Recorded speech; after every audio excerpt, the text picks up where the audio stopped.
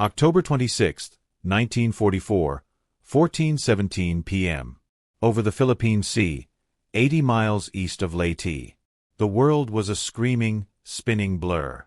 My head slammed against the padded rim of the gunner's pit as Lieutenant Crow threw our F-4U-2 Corsair into another violent, gut-wrenching turn. The massive Pratt & Whitney engine howled in protest. The whole aircraft shuddered. Outside my curved plexiglass canopy, the sky was a sickening carousel of blue ocean, white cloud, and the deadly darting shapes of Japanese Zero fighters. The noise was a physical thing. The roar of our own engine. The shrieking wind tearing at the airframe. The staccato pop-pop-pop of .50 caliber bullets slicing past way too close. And underneath it all, the frantic, gasping sound of my own breathing inside my oxygen mask. Smell. Oh, you could smell it all. The sharp, bitter stink of cordite from my own guns. The hot, metallic scent of oil and superheated engine. The faint, sickly sweet smell of fear sweat coming from my flight suit. My name is Thomas Ward. And 6 minutes ago, we were an escort. Now, we were the main event. Ward. 2 more at 3 o'clock low. UCM. Joker's voice was a raw scream in my headset, cutting through the chaos. I wrenched my body against the straps, my hands gripping the spade handles of my twin Browning M2 machine guns. The guns were already hot. I could feel the heat radiating through my gloves. Below and to the right, 2 Zeros, their mottled green camouflage looking like diseased leaves, were lining up on a wounded SB-2C Helldiver. The Helldiver was trailing smoke, limping towards the sea. It wouldn't make it. Standard doctrine played in my head like a bad record. Lead the target. Calculate deflection. Fire a sustained burst. But in this swirling mess, leading was guesswork. A waste of ammo. I didn't lead. I let my eyes go soft. I stopped looking at the Zero and started listening to it. To the high-pitched scream of its Sakae engine. To the rhythm of its pilot's likely moves. He was focused on the kill, committed to his run. In his mind, he was already victorious. There's a pause there. A tiny, almost invisible window of certainty. My world narrowed to the space just ahead of the Zero's propeller arc. I didn't calculate. I felt the moment. Like timing the swing of a screen door back on the farm. I squeezed the triggers. BRRRTAP. A short, brutal burst. Just 20 rounds. The twin streams of armor-piercing incendiaries lanced out, not where the Zero was, but where it would be in the split second its pilot decided not to dodge. The effect was instantaneous. A flash of orange fire erupted from the Zero's engine cowling. It jerked upward, then pitched over, a comet of smoke and flame spiraling down towards the endless blue of the Pacific. Splash one. Holy hell, Ward, splash one. Joker yelled. There was no time for celebration, because then it got worse. From a thick bank of cumulus clouds above, they poured out. Not 1 or 2. 7 of them. A 6 M50s, fresh and angry, their winged Empire insignias stark against the paint. They came in a coordinated swarm, cannons and machine guns already winking. We were alone. A damaged Helldiver was crawling away, and our own wingman was nowhere to be seen. It was just us, Corsair Bureau number 55876, the Nebraska Avenger, against a sky full of teeth. Joker stood the Corsair on its wing, negative GS making my stomach crawl into my throat. Tracers zipped past, glowing lines of red and green. A shell exploded off to our left with a crump that shook our teeth. Jinking left. Hold on. Joker screamed. The world became a violent kaleidoscope of sky, sea, and death. My heart was a jackhammer against my ribs. The ammo counters for my Brownings were ticking down like doomsday clocks, 300 rounds left per gun. We'd burned through half our belts in 2 minutes. 1 0, too eager, cut across our nose. Instinct took over. Again, I didn't lead. I listened for the rhythm. The pilot's predictable break. I fired another microburst. BRRRTAP. A spray of hits along its fuselage. It wobbled, smoke pouring, and peeled away, out of the fight. 2 down. 7 to go. But they were learning. They weren't making straight runs anymore. They were herding us, like wolves with a wounded bull. The radio in my ear, clogged with the static of a dozen panicked voices, suddenly screeched with a new, crystal-clear tone. It was our wingman, Ensign Peters, his voice thin with terror. "Mayday, mayday. Joker, they're everywhere. I'm hit, I'm going." The transmission dissolved into a roar of static, then silence. And in that terrible silent second, the lead Zero, this one with a red stripe across its tail, rolled inverted right above us. I could see the pilot in his cockpit for a split second. He wasn't frantic. He was calm. Deliberate. He was lining up for the killing shot. Joker saw it too. "Oh, no you don't." He slammed the controls. Our wounded Corsair groaned in protest, rolling right into the mouth of the trap.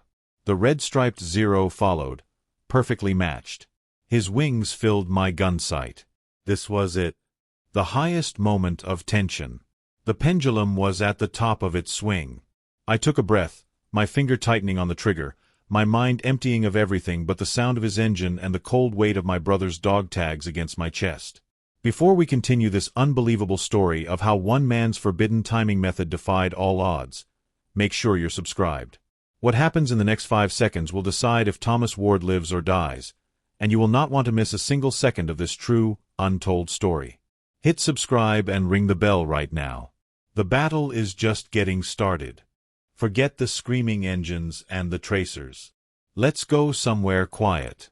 Somewhere where the loudest sound is the wind. Kearney, Nebraska. 1938. That's where I'm from. And let me tell you, you haven't known quiet until you've stood in the middle of a Nebraska wheat field in late summer. It's not an empty quiet. It's a full quiet. The sound of a million wheat stalks whispering to each other. The low hum of a tractor way off in the distance. The buzz of cicadas in the cottonwood trees. That was my world. My dad's farm was 400 acres of flat earth and big sky. Our life ran on rhythm. The rhythm of the seasons. The rhythm of planting and harvest. And in our house, the rhythm of a grandfather clock in the parlor. Tick, tock, tick, tock. It was the heartbeat of our home. I was the younger son. My brother, Michael, was 3 years older. He was everything I wasn't, outgoing, strong, with a laugh that could fill a barn. I was the quiet one. The one who'd rather figure out why the thresher was making a weird clunk every 17 seconds than go to a barn dance. Mike used to joke that I didn't have a pulse. I had a metronome. But I looked up to him like he was the sun. When he talked about joining the Navy, seeing the world, my eyes were as wide as dinner plates. 1941 came. He enlisted. The day he left, he slapped me on the shoulder. "Hold down the fort, Tommy. Keep the clock wound." I nodded, my throat too tight to speak. For a while, letters came. From San Diego. From Hawaii. They were full of life. Then, in the spring of '42, a different kind of letter arrived. A telegram. It's a feeling you don't forget. The paper is too crisp. The words are too few. The Navy Department deeply regrets to inform you. Missing, presumed lost. The USS Lexington. Coral Sea. ****. My mother's cry was a sound that broke something in the house forever. My father just stood by the window, his shoulders slumped. And that clock in the parlor, it just kept ticking. Tick, tock, tick, tock. Each tick felt like a hammer hitting my heart. That sound measured the silence where my brother's laugh used to be. That's when the quiet inside me turned hard. It turned into purpose. I wasn't a farmer anymore. I was going to the same sky that took my brother. I enlisted in the Navy's aviation program. Not as a pilot. I wanted to be in the back seat. The man with the guns. The man who could look the enemy in the eye. Fast forward to 1943. Pensacola, Florida. The noise was a slap in the face after Nebraska. Shrieking gull engines, yelling instructors, the constant crash of waves on the beach. It was chaos. And in the middle of it, I met Lieutenant James "Joker" Crow. He was a pilot trainee from Boston, all fast talk and confidence. He had a grin that meant trouble. We were paired together because they needed a body to fill the back seat of his training plane, and I was available. Oil and water. He thought I was a mute farm boy. I thought he was a loudmouth who'd get us killed. Gunnery school was where the real disconnect happened.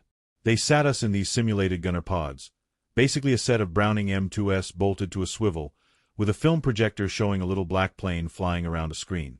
The instructor, a chief petty officer with a voice like gravel, drilled the doctrine into us: lead the target. Estimate speed. Fire 3-second bursts. You're not spraying for weeds, you're placing rounds. Everyone else would blaze away, filling the screen with phantom bullets, missing most of the time. It felt wasteful, reckless, like trying to hit a specific grasshopper in a field with a bucket of gravel. I started doing something different. I'd watch the little plane's pattern.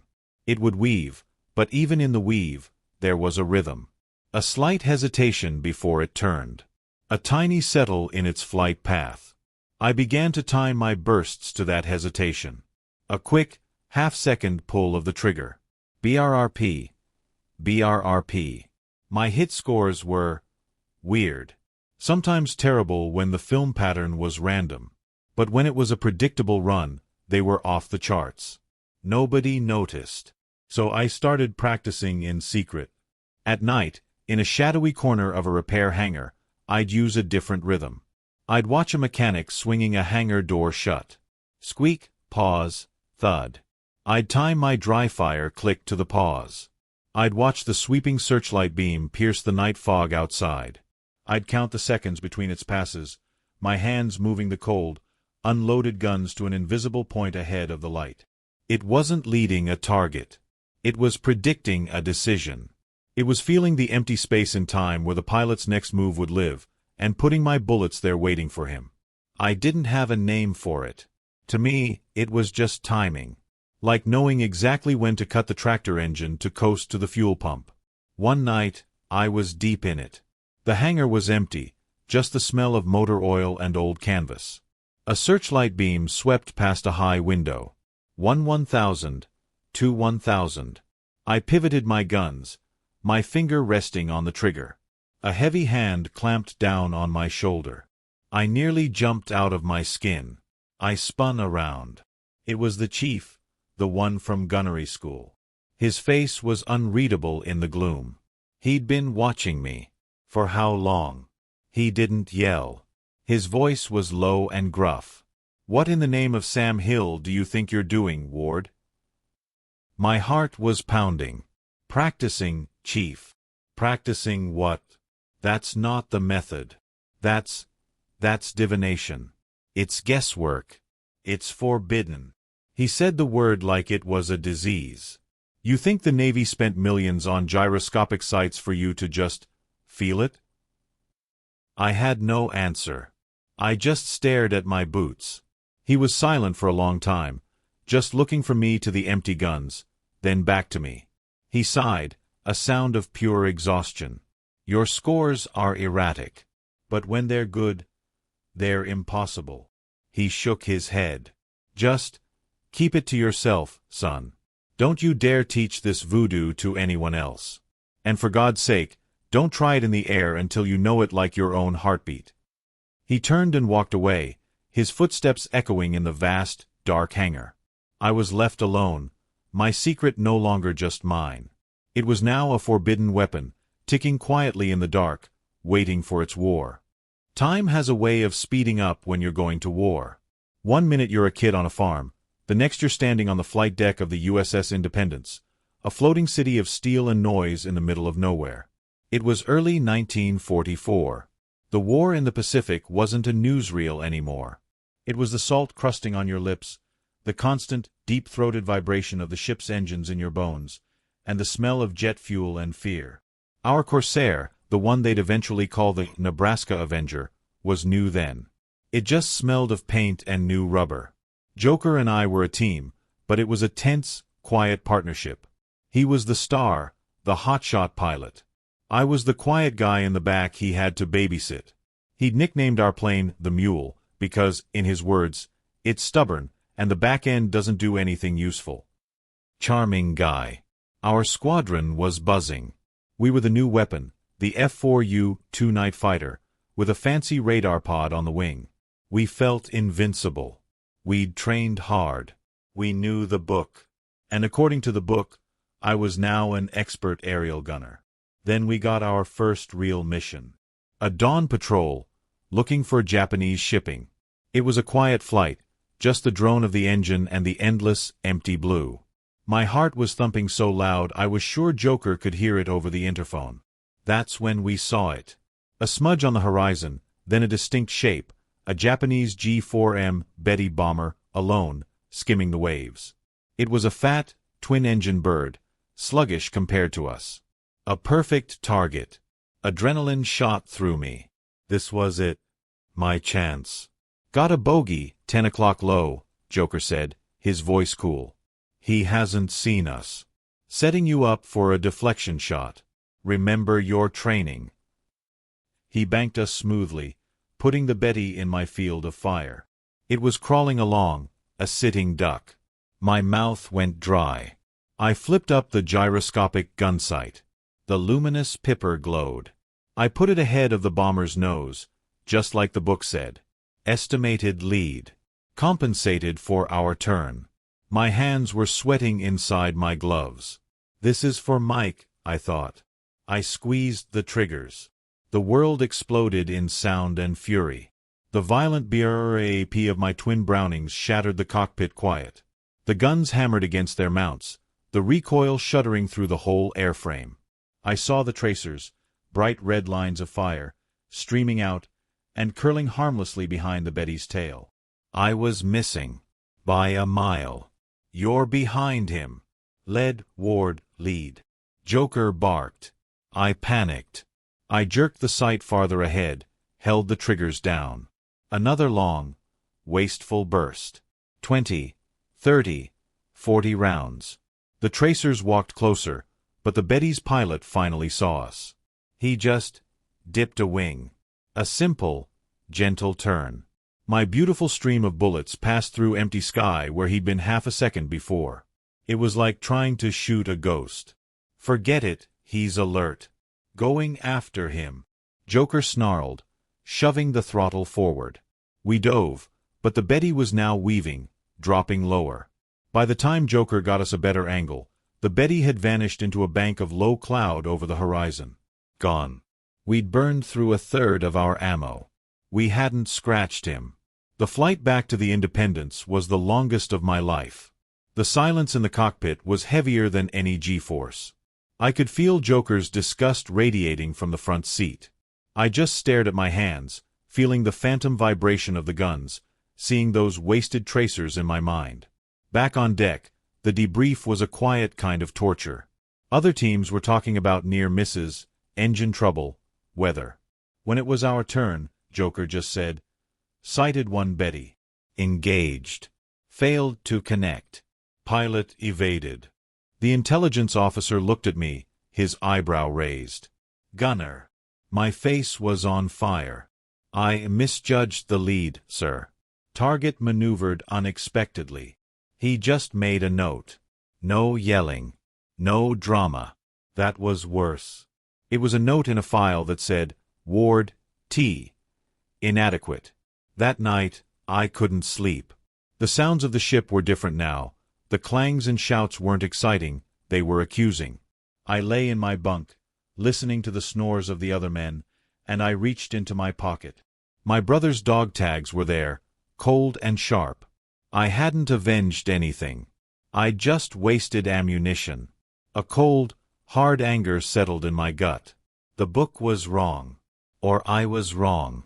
But my way, the forbidden way, the way of the clock and the pendulum, hadn't been tried. I got up. I slipped into the ship's workshop, a dim space smelling of solder and grease. I found scrap paper and a pencil, and I started to draw. Not planes. Not guns. I drew rhythms. I drew a sine wave, like the path of that Betty. I marked the points where it had changed direction. There was a pattern.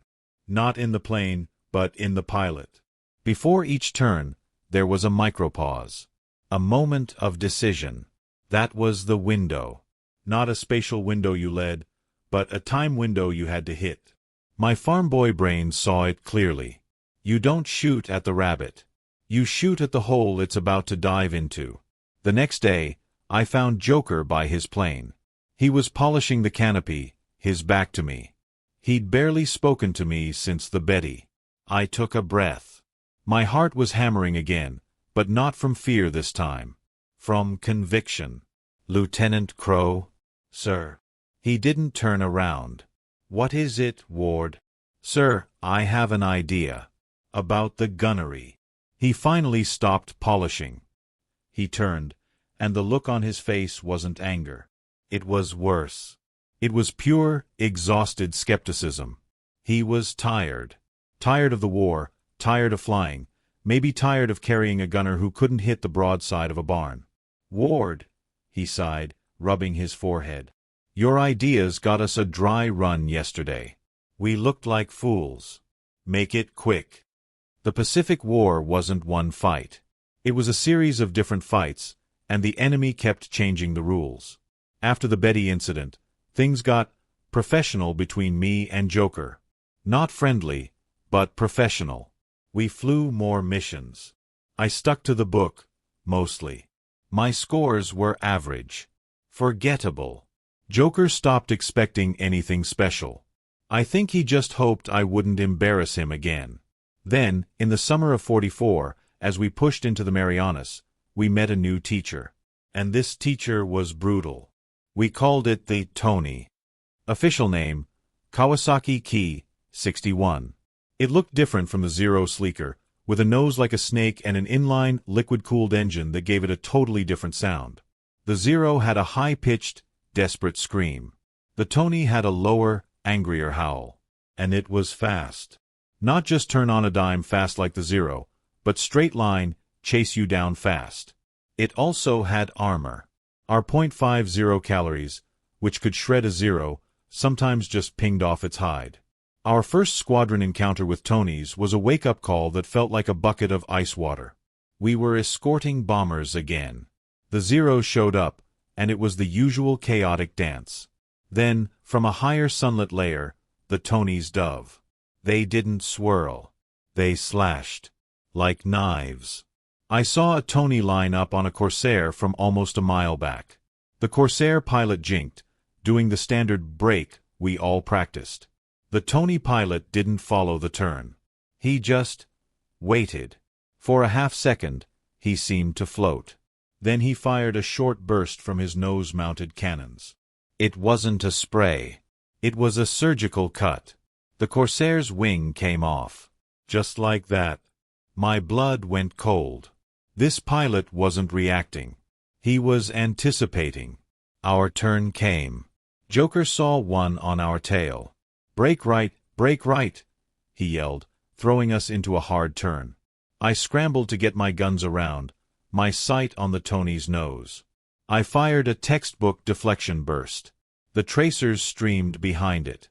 The Tony hadn't even turned yet. It had simply leveled its wings for a second, killing its own turn rate, and my perfectly led shot sailed uselessly past. Then it fired. 2 20mm cannon shells. They missed our cockpit by maybe 10 feet, the explosions rocking our plane with concussive thumps that felt like getting hit by a train. Joker cursed, diving for cloud cover. We escaped.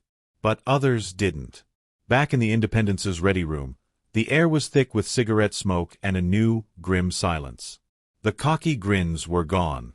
We'd lost 2 good crews that day. The Tonys had carved us up. The intelligence officer pointed at a chalkboard diagram. They're flying a new pattern. They're using their speed to make slashing attacks, not turning fights. They're expecting your brakes. Their pilots are veterans from China. They've seen every move you have. A pilot named Russo, who'd lost his wingman, slammed his hand on the table. So what's the answer? The book isn't working. No one had one. That's when the idea, the forbidden idea, started ticking louder in my head. The Tony pilots were good. Maybe the best. But being good creates patterns.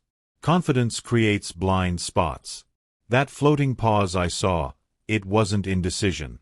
It was supreme confidence.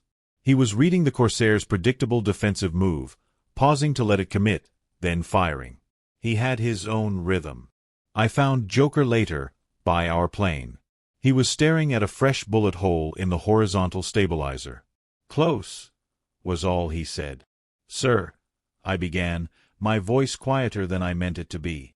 "The Tony pilots, they're reading us." "No kidding, Professor," he muttered, not looking up.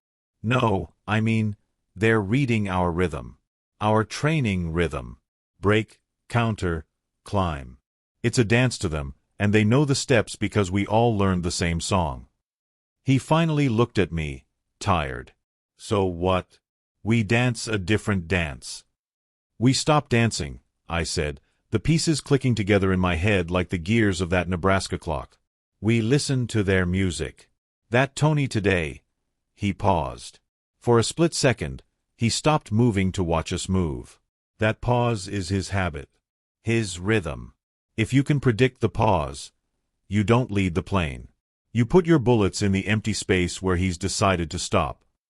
Joker stared at me like I just suggested we flap our arms and fly home. You want to shoot at empty sky and hope he flies into it? Ward, that's not gunnery. That's psychic guesswork. It's what got you chewed out by the chief. "It's timing," I insisted, a desperate edge in my voice. It's like cutting a pendulum on its swing. You don't aim at the weight. You aim at the point in space where the chain will be straight down, at the dead stop between directions. That's the pause. He shook his head, turning back to the bullet hole. The pause is a fraction of a second. You'd have to be a clock. I didn't have an answer for that, because he was right. A few days later, we were jumped again. A mixed bag of zeros and one persistent Tony. It was another running fight, a blur of smoke and panic. We were on the defensive, Joker flying his guts out. The Tony got on our 6 and stayed there. No matter how Joker twisted or dove, that low howl stayed in our ears. I was sweating, trying to get a bead, but the Tony was always just a flicker in my sight, never stable. Joker was running out of ideas. "I'm going for the water." "Hang on," he yelled, nosing the Corsair into a screaming dive towards the waves. It was a classic, desperate move.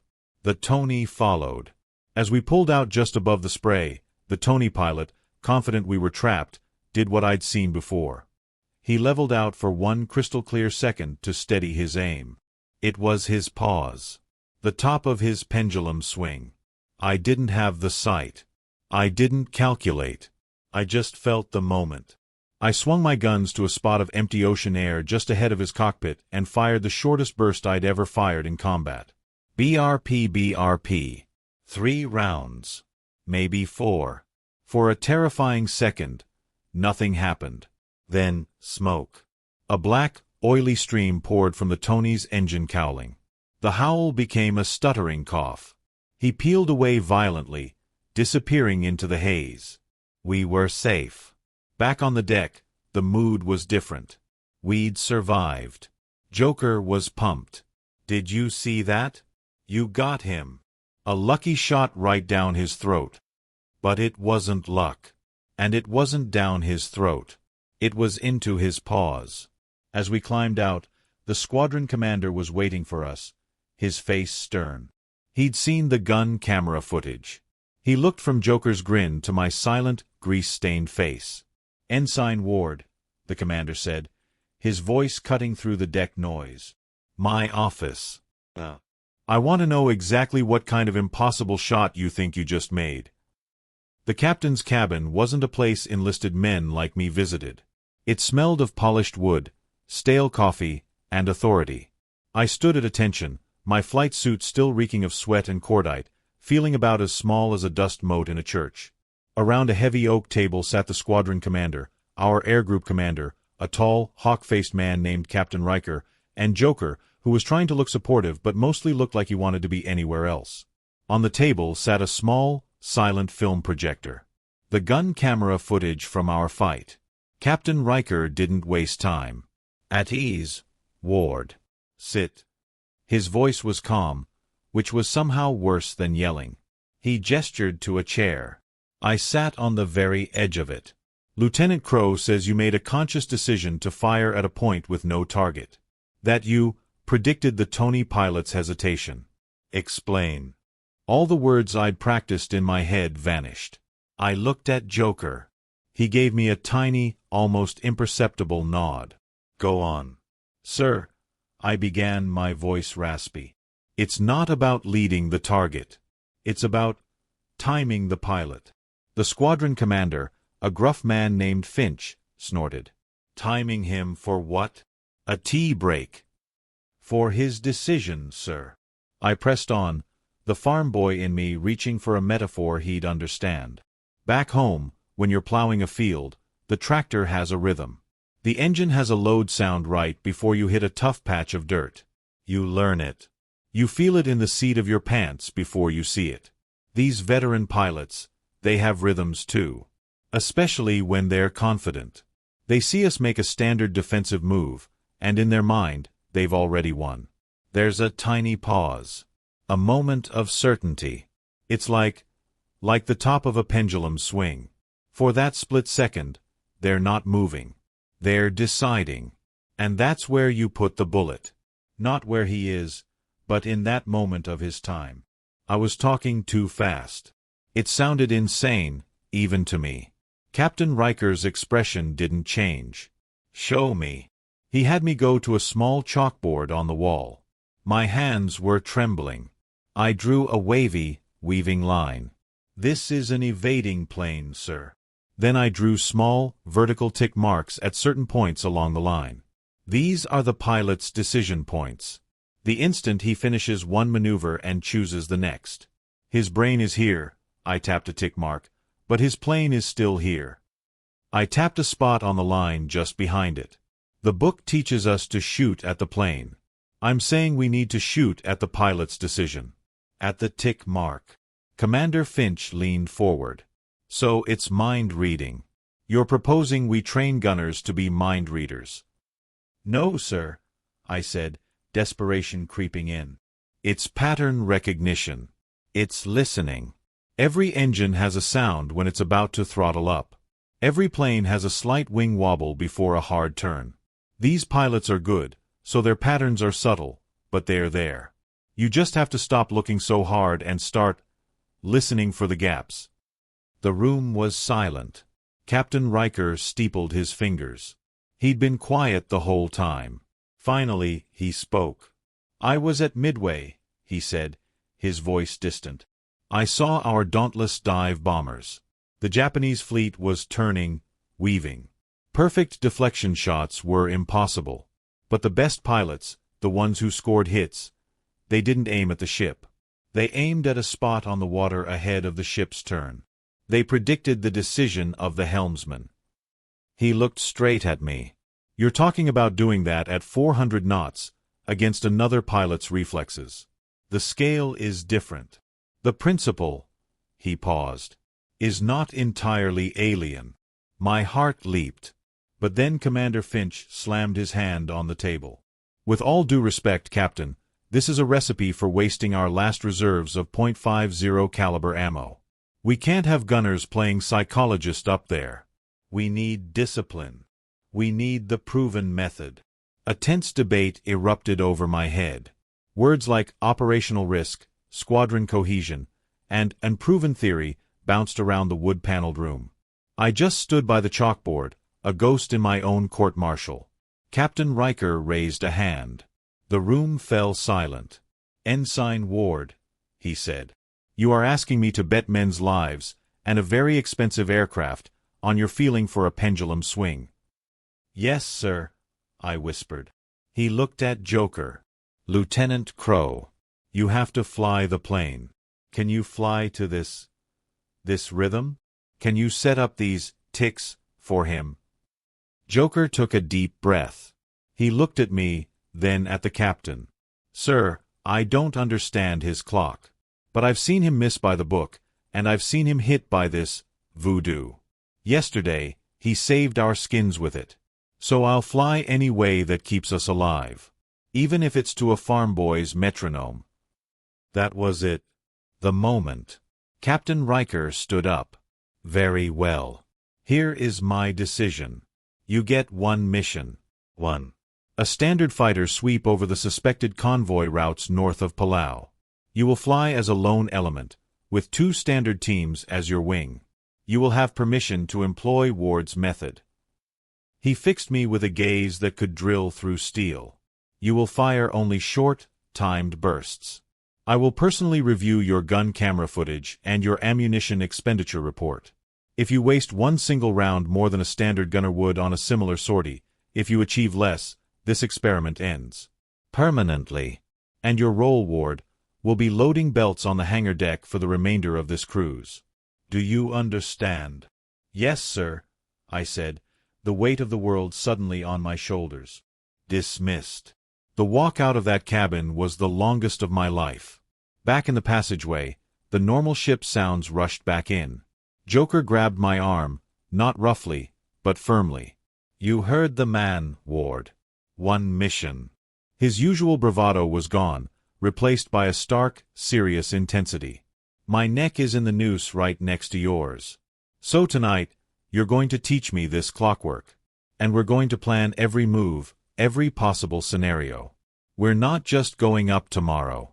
We're going up with a script. That night, we lived in the ready room.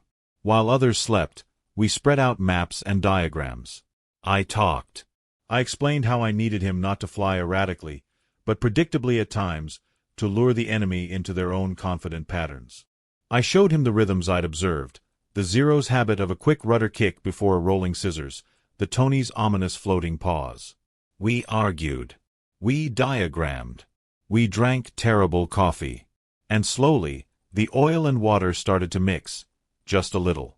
He wasn't just a pilot, and I wasn't just a gunner.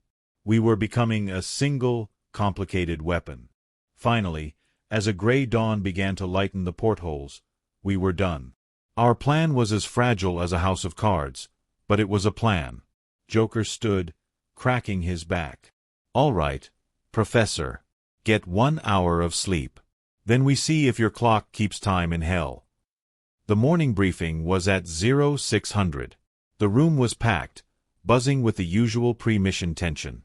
The intelligence officer pointed to a map. Heavy radio traffic suggests a concentration of enemy shipping here. You'll provide top cover for the strike groups. Expect significant fighter resistance. The usual mix of Zeros and Tonys. As we filed out to man our planes, Joker pulled me aside on the windy, echoing hangar deck. The first rays of the sun were painting the deck orange. Our Corsair, 55876, sat waiting, its wings casting long shadows. Joker looked at me, his goggles pushed up on his forehead. For the first time, there was no joke, no smirk. You sure about this clock of yours, Ward? I touched the cold, sharp outline of my brother's dog tags through my flight suit. I thought of the pendulum, of the tractor's rhythm, of the silence in the Nebraska parlor. It's all I've ever been sure of, sir. The flight out was the calm part. That's the funny thing. You fly for an hour, sometimes 2, and it's just boring. The drone of the engine. The endless, empty blue. You have too much time to think. Too much time to feel the weight of those dog tags against your chest, and the even heavier weight of the captain's ultimatum. I went through my ritual. I checked and rechecked my twin Brownings. I traced the ammunition belts with my fingers, feeling the cold, pointed tips of the .50 caliber rounds. 400 rounds per gun. 800 chances. It sounded like a lot. It wasn't. I watched Joker's shoulders in the front seat. He was flying smoothly, but I could see the tension in the way he held his head. Our 2 wingmen, Peters and Russo, were out to our sides, their Corsairs looking sleek and deadly in the morning sun. They thought we were just another element. They had no idea we were a science experiment with wings. Then, the radio crackled to life. It was the strike group commander. Bandits. Multiple bandits. 9 o'clock high, coming out of the sun. And just like that, the boredom was murdered. I twisted in my seat, my heart doing its now familiar jackhammer routine. And there they were. Silhouettes against the bright sun, peeling down like falling knives. Not the clean lines of Tony's. These were the sharper, more angular shapes of A6M0s. A lot of them. My stomach tightened. The sky erupted. Our wingmen broke formation, climbing to meet the threat. Tracers already started stitching the air. Joker didn't follow them immediately. His voice was tight but controlled in my headset. "Stick to the plan, Ward. Let them come to us. We're the bait. You ready?" I took a deep breath. I let my eyes lose their focus on the chaos. I stopped trying to pick out individual planes. I just listened. I let the sounds wash over me. The deeper roar of our own engine. The higher, mosquito-like whine of the Zero engines as they dove. The distant pop-pop-pop of guns. I was looking for the rhythm in the madness. "Here we go," Joker said. He didn't jerk the stick. He made a slow, deliberate turn to port, exposing our flank. It was a vulnerable move. An invitation. A Zero pilot took it. He rolled in behind us, eager. I could almost feel his confidence. A lone Corsair, turning lazily. An easy kill. I didn't look at him. I listened to the pitch of his engine as he closed. There's a specific sound a pilot makes when he's settling into his final firing solution. The engine noise stabilizes. The frantic adjustments stop. For him, the hunt is over. He's in the pause. "Now, Joker. Hard starboard and climb," I said, my voice surprisingly calm. Joker slammed the controls. Our Corsair groaned, standing on its wing and shooting upward. The Zero pilot, committed to his original track, overshot slightly. He had to adjust. And in that microsecond of adjustment, the physical lag between his brain's command and his plane's response, his rhythm hiccuped. That was my window. I didn't lead his new path. I fired into the hiccup. BRRRPAP. A short, 2-second burst. My guns hammered, the empty shell casings clattering around my feet. The tracers found the Zero's engine block just as the pilot was feeding in rudder. It blew apart in a stunning flower of flame and black smoke. The wreckage tumbled past US. "Splash one!" Joker yelled, but there was no time. Because it worked. And now we had everyone's attention. 2 more Zeros broke off from the main fight, zeroing in on us. They came in from different angles, trying to split our focus. Joker was flying differently now. He wasn't just trying to survive, he was flying to create rhythms. He'd make a predictable jink, then break the pattern a half-beat early, forcing the Zero on our tail to correct. And every correction had that tiny, predictable lag. "Right page, turning left in 3, 2. Now." Joker called out, like a conductor. I followed his count. As he snapped left, the Zero behind us compensated. I fired into its compensation. Another short burst. BRRRPAP. Smoke poured from its wing root. It spiraled away. 2 down. The ammo counters were ticking down. 280 rounds left per gun. We were burning through it faster than I'd hoped. The third Zero was smarter. Its pilot held back, watching. He saw his wingmates fall to short, precise bursts. He wouldn't commit. He started making fake runs, feinting in and pulling away, trying to break our rhythm. Joker was sweating, his voice grating. He's playing with us. I can't get a stable setup. My own focus was starting to strain. The sensory overload was immense. The G-forces, the noise, the constant fear of a cannon shell tearing through the cockpit. I closed my eyes for a full second. Just darkness. Just the sounds. The whine of the cautious Zero. The boom of distant explosions. The steady, desperate thump of my own heart. And I found it. His rhythm wasn't in his attacks. It was in his retreats. After every feint, he'd break away to the same spot in the sky, a little patch of cloud cover he was using as a reference point. He was a creature of habit. "Joker," I said, my voice low. "On my mark, dive straight and level for 5 seconds. Don't jink. Look vulnerable." "You want me to what?" he screamed. "Trust the clock." He cursed, but he did it. He shoved the nose down and flew straight. It was the hardest 5 seconds of my life. We were a perfect target. The Zero pilot saw it. He couldn't resist. This was the moment he'd been waiting for. He rolled in for a killing deflection shot from our high right. I didn't wait for him to fire. I waited for him to decide to fire. The moment his nose settled, the moment his finger would be tightening on the trigger, the ultimate pause of confidence. I fired up and across, a deflection shot of my own, but timed to his decision, not his plane. BRRRPAP. The rounds intersected his cockpit. The Zero flew on for a second, perfectly straight, then nosed over silently into the sea. 3. The radio was going insane. Our wingmen were in their own desperate fights. But a new, chilling call came over the channel. It was Peter's, his voice shrill. "Joker, they're all coming for you. They see what you're doing. You're the primary." I looked around. The scattered fight was reorganizing. Not around the bombers. Around us.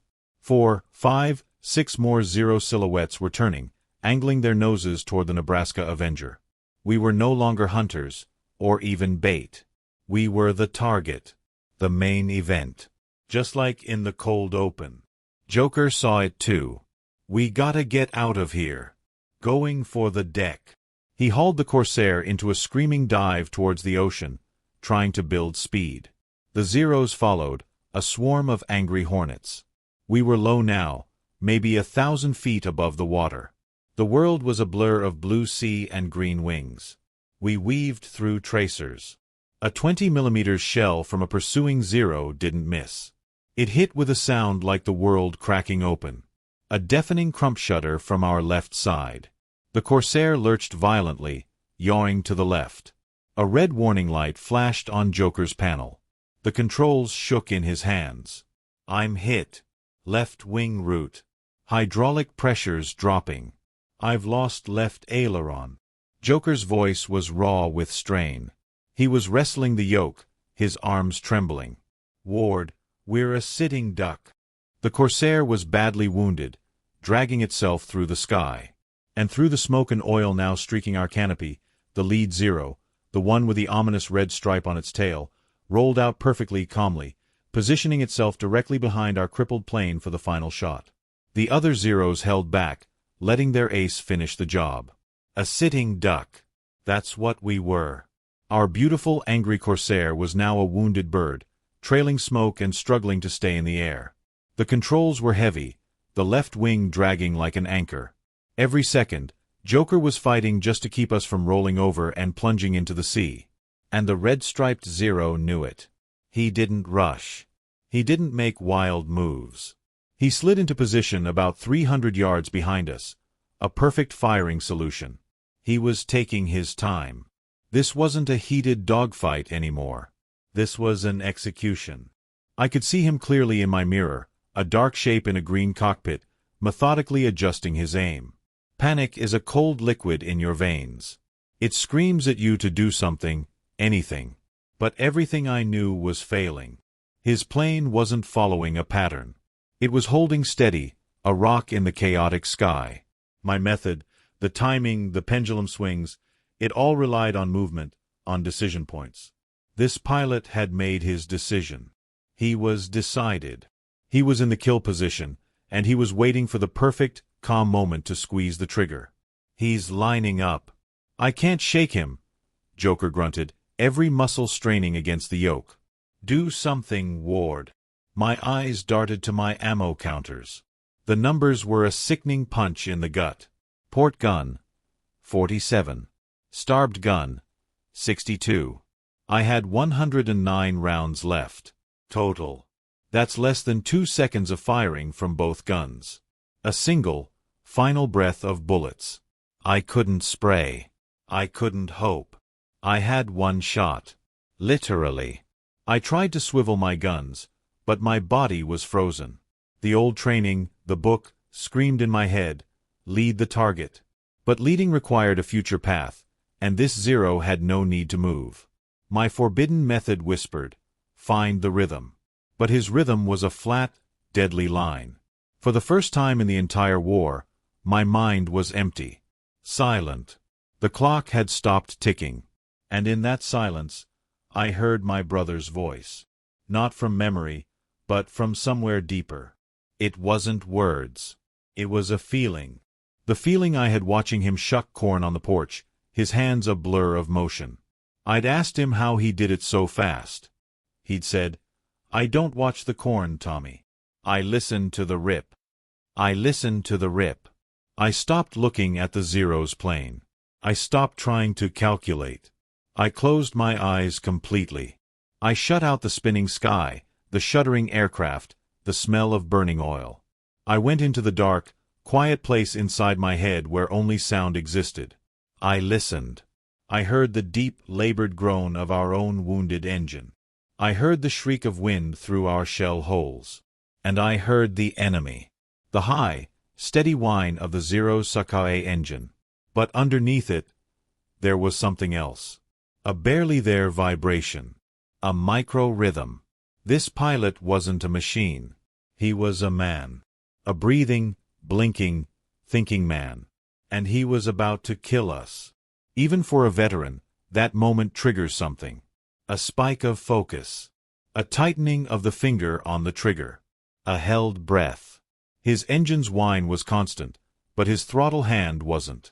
He was making tiny, unconscious adjustments, a fractional push forward to close the last few yards, a slight pull back to keep his aim steady. He was playing his engine like an instrument, and the song was his own focus. The rhythms were there, not of evasion, but of concentration. They were faster, subtler. The pendulum was swinging in millimeters now, not feet. Tommy! Joker's voice was a warning. The Zero was creeping closer. 250 yards. Perfect killing range. I didn't answer. I was deep in the sound. There it was. A pattern. 2 tiny throttle burps, then a pause. A settling. That was it. The pause wasn't in his flight path. It was in his mind. The moment his brain confirmed, yes. My eyes snapped open. Joker. On my mark, shove the stick forward hard. Don't pull up until I say. We're at 500 feet. A hard push will put us in the water. Do it. He trusted me. With a roar, he slammed the stick forward. Our crippled Corsair nosed down violently, aiming straight for the Whitecaps. It was a suicidal move. It was also the only move the Zero pilot wouldn't expect. He'd expected a last, desperate jink to the side. Not a surrender to gravity. For a split second, it worked. The red-striped Zero overshot, his fixed guns aiming at where we should have been. He was forced to react. He pushed his nose down to follow. And in that reaction, that microsecond where he transitioned from calm executioner to reactive pursuer, his perfect rhythm broke. His throttle hand moved, adjusting. The engine's whine shifted pitch. That was my window. The smallest one yet. A crack in time. I didn't have a sight picture. I was staring at the blue sea rushing up to meet us. I fired based on sound and feel alone. I aimed my last burst at the space above our cockpit where I knew, in 1 second, his decision to follow us would place him. I pulled the triggers. The guns made a sound I'd never heard before, a desperate, clattering brappapppp. It was the sound of my last 47 rounds in the port gun, and 62 in the starboard, firing in one final, unified scream. The tracers, bright red in the shadow of our dive, lanced upward. Then, silence. The guns were empty. The belts were spent. I was out. For a terrible, endless moment, there was nothing but the wind scream and Joker fighting to pull us out of the dive. The ocean filled my world. Then, a shadow passed over us. A dark, swift shape. I craned my neck. It was the red-striped Zero. But it wasn't chasing us. It was flying straight and level, maybe 50 feet above us, smoking. Not from the engine, from the cockpit. A thin, gray plume seeped from the canopy. As I watched, the plane gently, almost gracefully, began to roll onto its back. It didn't explode. It didn't spin. It just gave up. It rolled inverted and slid silently into the Pacific, leaving a faint smudge on the water's surface. The other Zeros, seeing their leader gone, seeing this mortally wounded Corsair still flying, broke off. They vanished into the haze, leaving us alone in a suddenly, shockingly quiet sky. The only sounds were the ragged gasp of our damaged engine and Joker's heavy breathing over the interphone. "Ward," he whispered, his voice hollow with disbelief. "Report. You hit. Are you hit?" I looked down at my hands, still gripping the silent, smoking triggers. I looked at the ammo counters, both reading 0. I felt the immense, echoing void where the noise of my guns had been. I couldn't find any words. All I could manage was a dry, cracked whisper. "I'm out." The flight back to the Independence wasn't a victory lap. It was a funeral march. The silence in the cockpit was heavier than any armor. The only sounds were the labored, ragged cough of our damaged engine and the shriek of wind through the holes in our wing. Joker didn't speak. I didn't speak. There were no words for what had just happened. My body felt hollowed out, vibrating with a strange, empty energy. My ears still rang from the guns, but now the silence inside that ring was deafening. We limped across 60 miles of ocean. Every minute felt like an hour. Joker's hands never stopped moving, constantly adjusting trim, nursing the dying plane home. I just stared at my hands. They were stained black with powder burns, and they wouldn't stop shaking. I'd clenched them so tight around the gun handles that my fingers ached. Then, the carrier came into view. A tiny speck of gray on the endless blue, growing into a city of salvation. The deck was a frantic blur of activity. They'd seen us coming, trailing our long, black funeral plume of smoke. The landing signal officer waved us in. Joker's approach was a masterpiece of desperate skill. The Corsair hit the deck with a jarring smack, the tailhook catching a wire with a sound like tearing metal. We jerked to a violent stop. It was over. As the deck crew swarmed around us, chalking the wheels, the reality began to sink in. I fumbled with my harness, my fingers numb and clumsy. I pushed back the canopy. The outside air hit me, a mix of sea spray, diesel fumes, and the acrid scent of our own burned oil. It was the smell of being alive. I climbed out onto the wing, my legs wobbly. Joker was already on the deck, pulling off his helmet. He looked up at our plane. Crewmen were pointing, their mouths open. Our Corsair was a mess. The left wing was shredded near the root, a gaping wound of torn metal. Hydraulic fluid stained the side like black blood. But it was the guns that everyone stared at. The barrels of my twin Brownings were warped, visibly bent from the heat of those final, continuous bursts. They were ruined. And beside my cockpit, in fresh, hasty paint, were 8 small Japanese flags, and one larger one, with a red stripe through it. 9. A chief petty officer whistled low. 6 minutes, radio says. 9 kills in 6 minutes. Joker just shook his head, not in denial, but in sheer, overwhelmed disbelief. He walked over to me as I stumbled down from the wing. He looked me in the eye, his face etched with a fatigue deeper than sleep.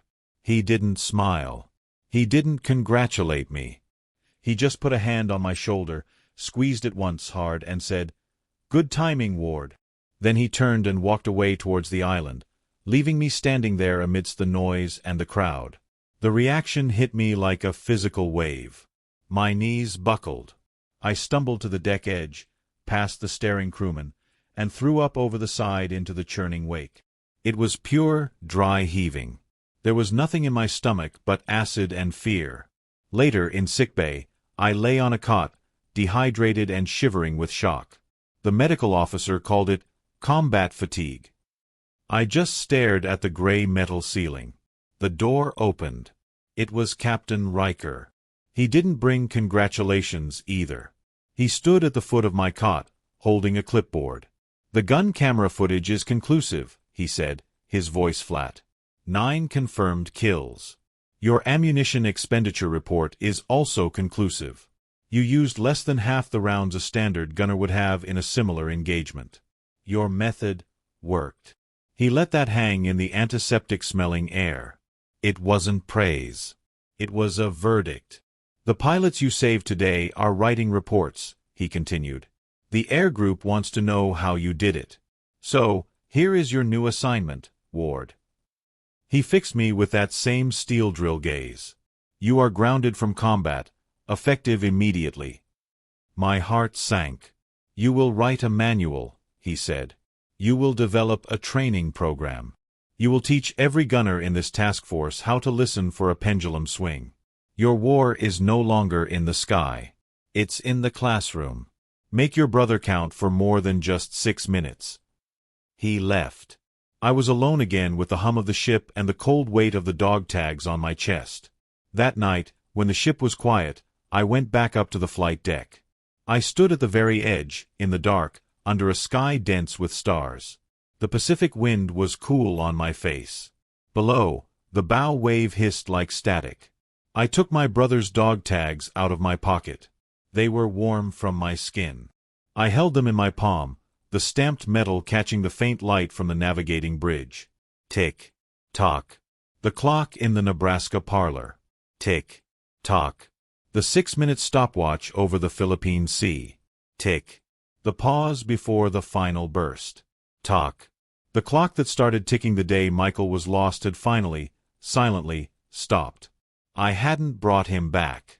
I hadn't even gotten revenge. Not really. Revenge is a hot fire. What I felt was cold and quiet. I had just evened the score. I had measured out the time stolen from him, and I had paid it back, in precise, brutal increments of fire and sound. But the cost of that precision sat in my hollow chest. 9 men. 6 minutes. The weight of a single second, it turns out, is infinite. I slid the dog tags back into my pocket. I took one last look at the stars, then turned my back on the sea. And in the vast, timeless dark over the Pacific, the only sound left was the wind, and the memory of a clock's tick, finally at rest. This is the true story of a quiet farm boy who changed aerial combat forever, not with a new weapon, but with a new way to listen. His method would go on to save countless lives. If this story of precision, sacrifice, and the deafening silence after the gun stopped moved you, honor that legacy.